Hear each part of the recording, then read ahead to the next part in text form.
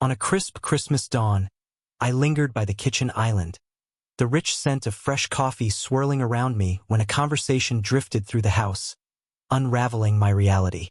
My wife, Leia, was in the spare bedroom with her sister Nora, their voices slipping through a vent left ajar. "He's so pathetic," Leia said, her words laced with scorn. Every grin, every embrace, every present I handed him, all staged. I used his own funds to buy them. He's like a loyal dog trained to follow. Nora's sharp laughter cut through the air, mocking and icy. My fingers tightened around my mug, its heat seeping away as Leia went on. "I'm tired of the act. He's too trusting, too frail. I feel nothing for him now." Their chuckles hung heavy, a sour note in the festive morning. As I stood by the glowing Christmas tree, my resolve hardened into something unyielding. The house was still, save for the soft pop of the fireplace. That morning should have been steeped in warmth. Stockings dangling, carols humming faintly, the anticipation of shared joy, but a faint unease gnawed at me, a discord beneath the holiday cheer. Leia's family had come for the season, and Nora was settled in the guest room upstairs. I'd woken early, craving the quiet before the bustle of gifts and chatter. Then through the vent, their words struck like a shard of glass. At first, I doubted my ears, but Leia's voice sharpened. "I bought myself that bracelet I showed you," she said. "Told him it was his gift to me. He didn't even question it." Nora snickered. "Seriously, he's that blind?" Leia's reply was a blade.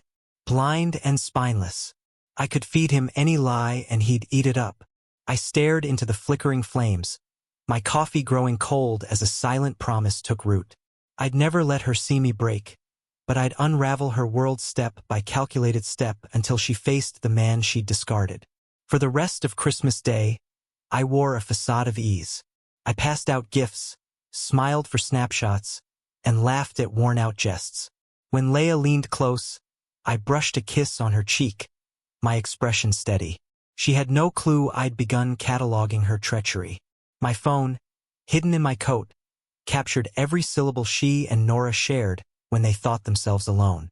Giggles over the jacket I'd gifted myself, paid for with my own money. That night, as the family gathered by the hearth, I slipped upstairs to our study. Our home security setup, a web of cameras and mics, had recorded the guest room exchange. The vent's audio was faint but damning, and my phone's recording clarified every word. I backed up the files, shut the laptop, and returned to the celebration, cutting cake with a steady hand. Later, as Leia slept beside me, I lay awake, plotting her downfall with meticulous care. Her first error was underestimating me.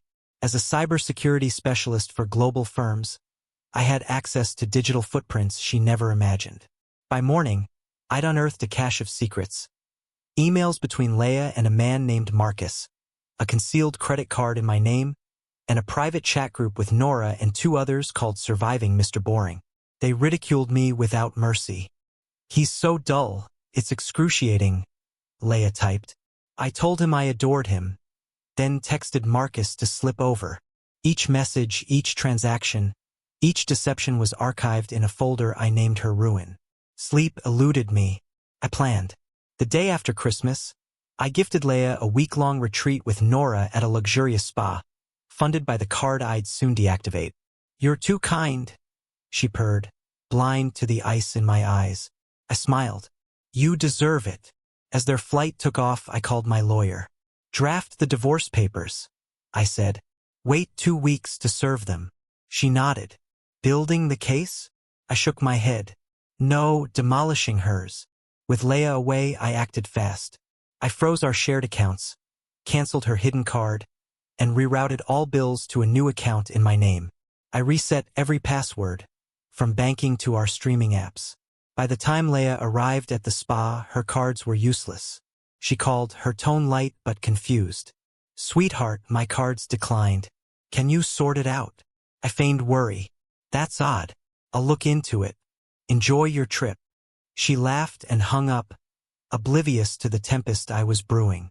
Next, I assembled a crushing portfolio titled Leia's Truth.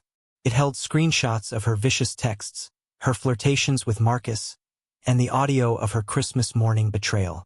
In the chat group, she'd mocked our vows, chuckling about faking her devotion. I sent the file to her parents, her boss, her HR team, her book club leader, and my relatives, including my sister, who'd always liked her. The evidence was undeniable, a precise autopsy of her lies. Then I severed ties. I blocked her number, deleted our shared photo galleries, and packed her belongings, shipping them to her parents' house without a note. Her voicemails stacked up, pleading then enraged. I ignored them. 2 days before her return, I left our home, renting a modern city loft. When Leah landed, she found the locks changed. She pounded on the door, called the building manager, even the police. But the property was now mine alone.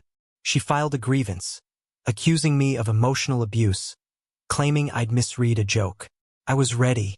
I sent my lawyer a file called Rebuttal with time-stamped proof of her manipulation, her mocking audio, her financial deceit, and a recording where she told Nora, "If he ever fights back, I'll just cry. He'll fold." Her claims crumbled under the weight of evidence.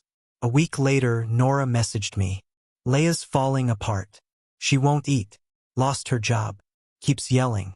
Please talk to her." I didn't reply. Leah had reveled in my pain. Now she'd choke on her own. Days later, a strange package arrived at my loft. Inside a gray envelope labeled "To you" were photos of Leah and Marcus cozy and laughing in our kitchen, dated weeks before Christmas. A note from an anonymous sender included Marcus's text to a friend. "She thinks I'm serious. I just needed a place to crash for the holidays." Even her lover had used her. I didn't waver. I sent copies of the photos to her parents' house where Leah now stayed, with a note. "This is who she betrayed me for." Nora texted again, her tone quiet. "Leah's shattered. She won't leave her bed. Her mom's at her limit." I read it, then closed the app.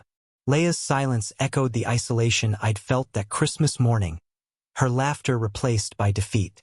I'd become the hunter she never expected. Months later, the divorce was finalized. I sold the house, restored my finances, and moved on. Leah requested a meeting for closure. I declined. She sued for emotional damages. The judge threw out her case. I kept a spare phone, its screen flashing with her frantic texts. Sometimes I powered it on, not to respond, but to recall the lesson. Those who feign love often miss who's truly watching. My calm was my triumph, a silent thunder louder than her deceit. Was my response vengeance or survival?